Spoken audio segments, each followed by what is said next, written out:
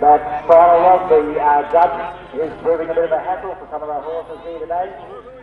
Only seen maybe one or two make it across clear.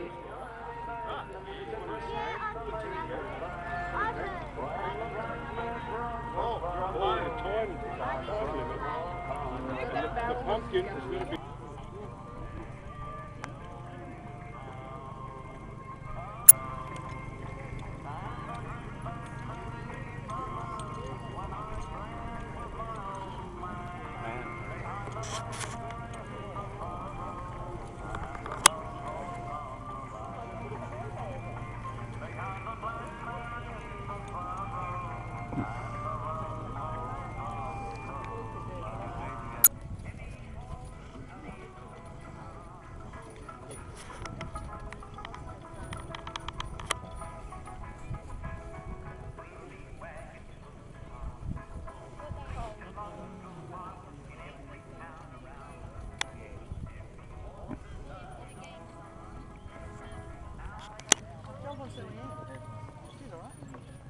Me, okay? She'll be alright. Oh, you got such a big mouth. Oh, you're so adorable. Have you got a card? Yeah, that's his card. Yes. Has that got a card? What about Broncos? Has he got a card? Yes. She threw her arms around him and cried. And I promised, I gave her my promise that night that we parted in tears, to keep and be kind to the old horse until time had made a burden of years. And then for his sake, and one woman, I'd go fetch me my gun from the wall. I have only this kindness to offer. It's a gift to the pearl of them all. Here, hold him out there by the yard wing, and don't let him know by a sign. Turn his head to you, mate, just a little, for I can't bear his eyes to meet mine. Hold still, old boy, just for a moment. Oh, these tears, are they blind as they fall? Now God help my hand to be steady. And goodbye to the pearl of them all.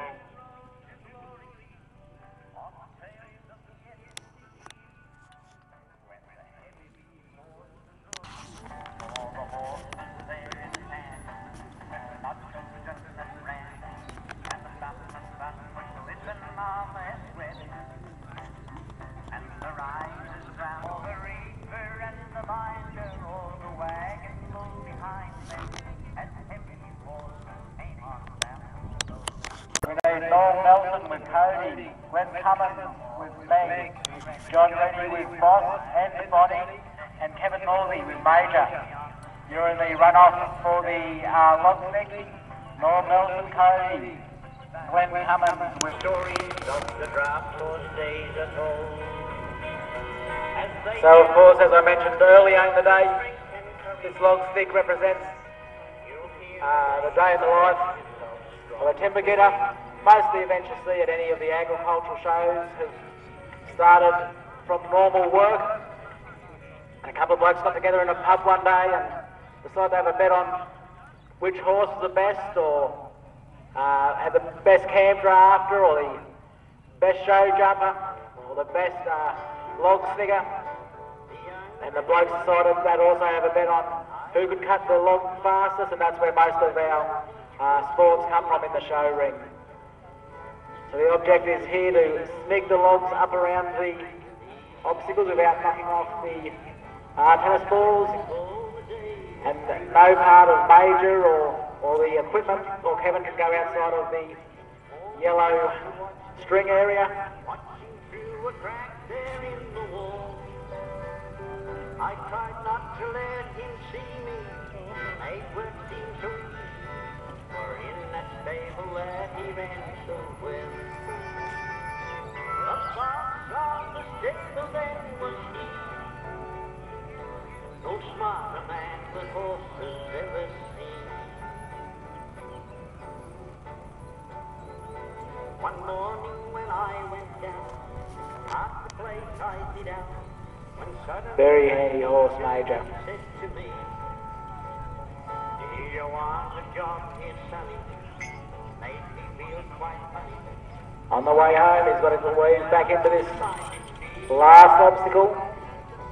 Didn't think he'd seen me, watching that surprised me. I could hardly speak to say to him yes, please. But he got me cleaning up. Looking good. Small job I could do. And so my bed That could be our first clear round. the box on his table and was He had one penalty point coming into there, so he may have just been trying to get his odds a little bit better. He may have been on the phone to the tab. There'd be no SPs around here, not at Muswellbrook. that feeling was roundless. I told the old man that day passed away. I couldn't stop his falling, and I kept on falling. Clean the heart, well he used to say. Get there up in heaven, if ever I should get there. Can see what we call the horses broken to chains. So when you're out working in the paddocks or out in the mountain country, you need to be able to get in there nice and close to the horse's hind legs.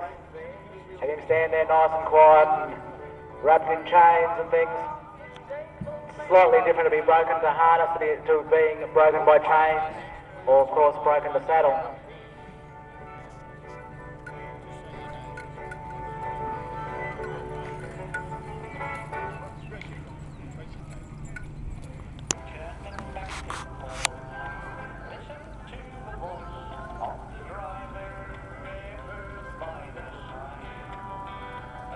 I think our major knows what it's doing as well. There's 1, 2 down. All halfway.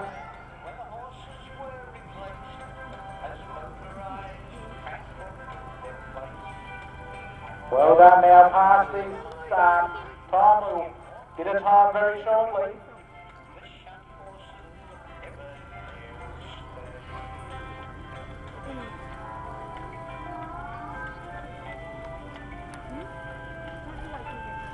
On the soil, tripod and black billy with water on the boil.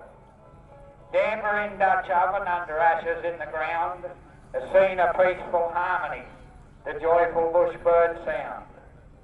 The ringing of the axes as they fell the timber tall echoes through the scrubland like the whipbird's call.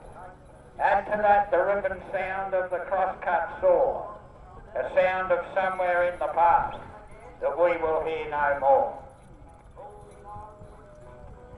When the logs are cut and trimmed and the chains are wrapped around, they're pulled up by the horses on grass-covered ground. You see their muscles ripple as they strain against the weight, hauling logs through scrubland to where short-horn bullocks wait. This is a scene from long ago that will never be the same, before the big machinery and the chainsaw came. Back when Grandpa was a lad in his early bushman days, how the world has changed since then in so many different ways. Thank you to the committee. Keep this up because you're keeping the craft of the bush alive. Thank you. Thank you, Glenn. Well done, mate. On the bugger with names. I will learn the pony and donkey being about 20 to 30-year-old stinky dog. I've ridden a few donkeys in the lifetime. They all look like horses the way they've turned out. Saying about the feral donkey problem out in Central Australia. There was huge donkey hangs out there around the earlier century, up into the 1930s and 50s, probably 40s and 50s probably. That region. So we've got ruined land again here at the hay carting.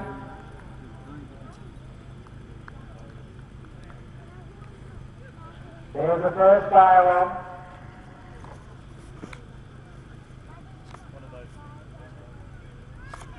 And we will just have the semi coming to a semi on live as well. And then cross the bales over, get them up in there. We've got the little ponies down to sleep, and there goes the Heliers. How's that? Very well done, Rob.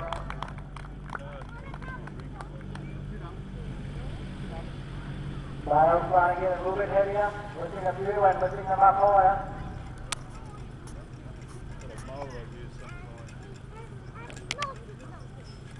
50 seconds so far, and 55 of the last bales on there.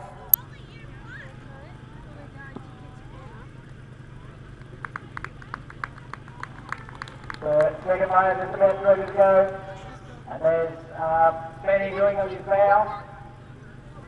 I want to thank Robert Packer for coming in here the last couple of years and helping us out to entertain the crowd.